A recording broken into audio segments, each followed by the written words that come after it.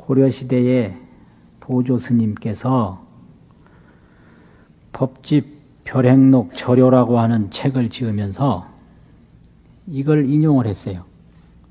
화엄조사께서 말씀하신 법문인데, 일체중생에게 망고가 본무라, 허망한 고통이 본래 없다.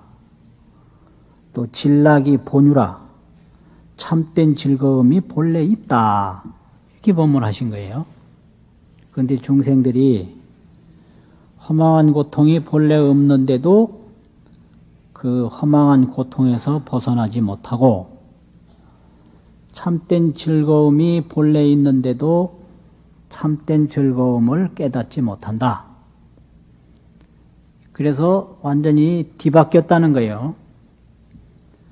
참된 즐거움은 있는데도 모르고, 헛된 괴로움은 없는데도 그걸 버리지 못한다 이거죠. 그래서 망고, 진락 이런 법문입니다. 그러면 이 헛된 괴로움이라고 하는 것은 어디서 나오느냐? 번뇌에서 나옵니다. 번뇌. 헛된 괴로움은 반드시 번뇌에서 나오게 되어 있습니다. 참된 즐거움은 어디서 나오느냐면 지혜에서 나옵니다. 지혜. 그러면 그 번뇌는 어디서 나온가? 깨닫지 못한 데서 나오는 거죠. 깨닫지 못한 데서. 깨닫지 못한 것을 어리석음이라고 그러고 미혹이라고 그러거든요. 미혹하다고. 미할 미자, 의혹이라는 혹자, 미혹. 또 지혜는 어디서 나오느냐면 깨달음에서 나옵니다. 그래서 깨달음의 지혜, 깨닫지 못한 번뇌, 미혹의 번뇌. 여기서 이제 헛된 괴로움, 참된 즐거움이 갈라집니다. 그러면 이 중생에게 있는 모든 괴로움은 깨닫지 못한 데서 생기는 겁니다. 깨달으면 다 없어져요, 그게.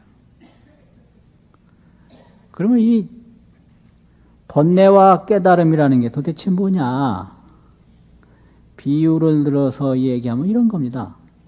이 번뇌라고 하는 것은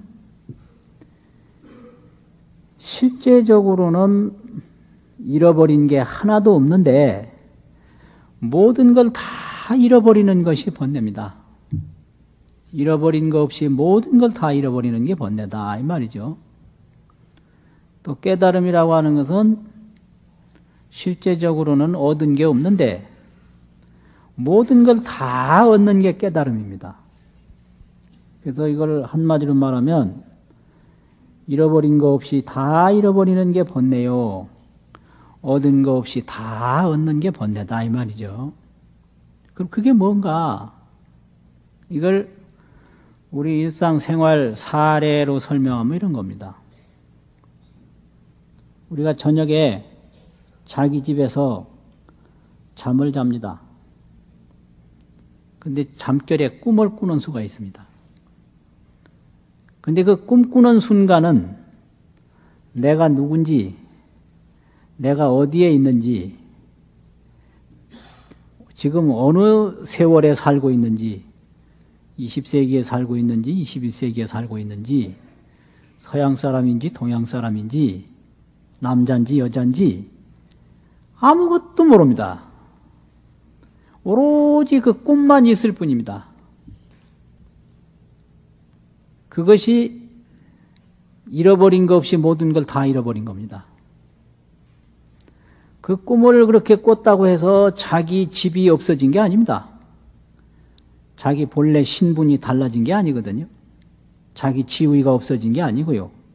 성별이 뒤바뀐 것도 아닙니다. 재산에 무슨 변동사항이 온 것도 전혀 아니에요. 깨고 나면 그대로 다 있습니다. 그런데 꿈꾸는 순간만은 하나도 없는 거예요. 오로지 그 꿈에서 보는 것밖에 없습니다. 이걸 몽식이라고 그럽니다. 몽식. 꿈에서 아는 거. 꿈에서는 몽식밖에 없다. 꿈에서 모두 본 게 다 몽식이에요. 꿈으로 꾸는 인식입니다, 그게. 그것밖에 없는 거예요. 꿈 생각 하나밖에는 없고, 하나도 다 없어요. 그러니까 모든 걸 다 잃어버린 겁니다. 그게 번뇌죠.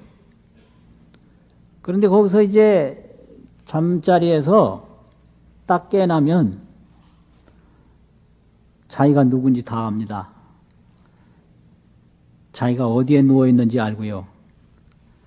자기가 그동안 배우고 익힌 거, 이 세상 만물 다 도로 찾습니다. 집도 찾고, 자기 신분도 찾고, 재산도 찾고, 지위도 찾고, 세상 만물도 다 찾고, 다 찾는 거예요. 그런데 이게 새롭게 얻은 게 아니고 본래부터 있던 겁니다. 그러니까 깨달음은 얻은 거 없이 모든 걸 다 얻은 겁니다. 또 이 번뇌는 몽식과 같아서 잃은 거 없이 모든 걸 다 잃는 게 이게 번뇌입니다. 이 깨달음에 비하면 이 꿈 아닌 한평생도 꿈과 똑같습니다. 그래서 이걸 의식이라고 합니다. 의식. 의식은 이제 평소에 살아가는 생각입니다. 평소에 살아가는 감각.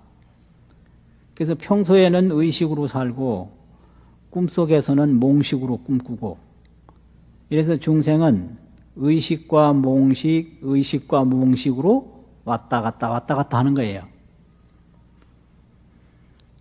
그럼 이 의식과 몽식이 어떻게 해서 이루어지는가? 본래 있는 게 아니고 내가 그동안 배워온 거, 익혀온 거, 경험해온 거, 그것이 그대로 자기 눈에 보여지고 귀에 들려집니다. 몸에 만져지고.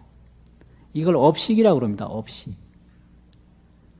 그래서 우리 눈에 보이는 게 본래 있는 참다운 모습이 아니라 내 업에 의해서 보여지는 거다. 이게 업식 소견이죠.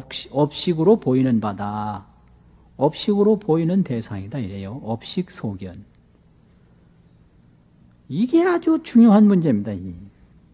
이렇게 종이를 이렇게 보면 보이죠. 이 종이의 참모습은 못 봐요. 다만 우리가 그동안에 배우고 익힌 거, 자기 경험한 걸로 이걸 봅니다. 이게 자기 업식으로 보는 거예요. 종이 장사가 다르고 종이를 제조하는 제조업자가 다르고, 이걸 순전히 소비만 한 사람이 보는 거 다르고, 한국 사람이 보는 거, 외국 사람이 보는 거 다 달라요. 자기 업을 보는 거지 이 종이의 실제적인 진실을 못 본다. 이걸 업식 소견이라고 합니다.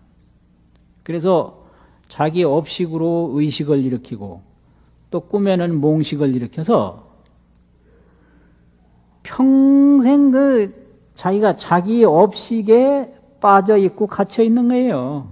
이걸 윤회라고 그러고 이걸 속박이라고 합니다. 자기 업에 빠져 있고 자기 업에 갇혀 있는 거죠. 그러면 이거 종이 한 장만 하더라도 이게 깨달은 눈으로 보면 어마어마한 거예요, 이게요. 이게 곧 우주입니다, 이게. 여기에는 햇빛도 들어있고요. 무진장한 별빛도 들어있고요. 공기도 들어있고, 하늘도 들어있고, 물도 들어있고, 땅도 들어있고, 사람도 들어있고, 조상도 들어있고, 지금 사람들의 기술도 들어있고, 이 어마어마한 이게 신비요, 진실이요. 이것이 바로 뭐라고 설명할 수 없는, 정의 내릴 수 없는 그런 아름다움의 세계고 또 공덕의 세계입니다. 그래서 이걸 깨달은 자의 미학이라고 합니다. 깨달은 자의 미학. 깨닫고 보니까 그 깨달음에서 보여지는 세계가 있어요. 그게 아름다움이죠. 그래서 서산 스님이 금강산에 가서 시를 지었는데, 금강산하석이 대소자열해라. 금강산 아래에 있는 모든 돌들이 큰 돌이나 작은 돌이나 모두가 부처님이다. 대소가 자열해. 대소가 스스로 열애다. 이런 시를 남겼거든요. 그 낫닭이 우는 소리를 듣고 깨치셨어요, 서산스님이. 그럼 이걸 닭 우는 소리는 어떤 거다 이렇게 평소에 보고 들은 이런 업식으로서 자기 경험으로서 자기 학습으로 들으면 아무것도 아니에요. 근데 그 닭 우는 소리에서 우주의 비밀과 우주의 아름다움과 우주의 진실을 들은 거예요. 화닥닥 깨달은 거예요. 참 오묘한 세계입니다, 이게. 그런데 그 깨달음을 통해서 뭐가 생겼느냐? 생긴 건 아무것도 없어요. 본래 붙어 있던 거예요. 본래 붙어 있는데 깨닫기 전에는 자기 업식에 가려서 전혀 모르는 거죠. 꿈꾸는 사람이 몽식에 가려서 아무것도 모르고 있듯이. 그러다가 다 이제 보고 듣게 된 거죠. 이것이 얻은 거 없이 다 얻은 거죠. 그게 깨달음입니다. 또 이 미혹과 번뇌라고 하는 것은 잃은 거 없이 전부를 다 잃은 거. 그런 거죠. 그래서 산에 갔으면 넓은 산을 보고 감상을 하고 휴식도 하고 아름다움을 느끼고 그런 여유를 즐기는 것이 참 행복한 일이었을 텐데 이 토끼 한 마리 쫓아다닌다고 오로지 토끼 꼬리만 보고 쫓아다니다가 토끼도 못 잡고 세월이 시간만 다 가고 그 아름다운 나무도 못 보고 물소리도 못 듣고 그냥 호탕친 거예요. 그걸 번뇌라고 그럽니다. 그게 이게 헛된 괴로움, 참된 즐거움 이거죠. 그래서 이 번뇌는 헛된 괴로움이고 깨달음의 지혜는 참된 즐거움입니다.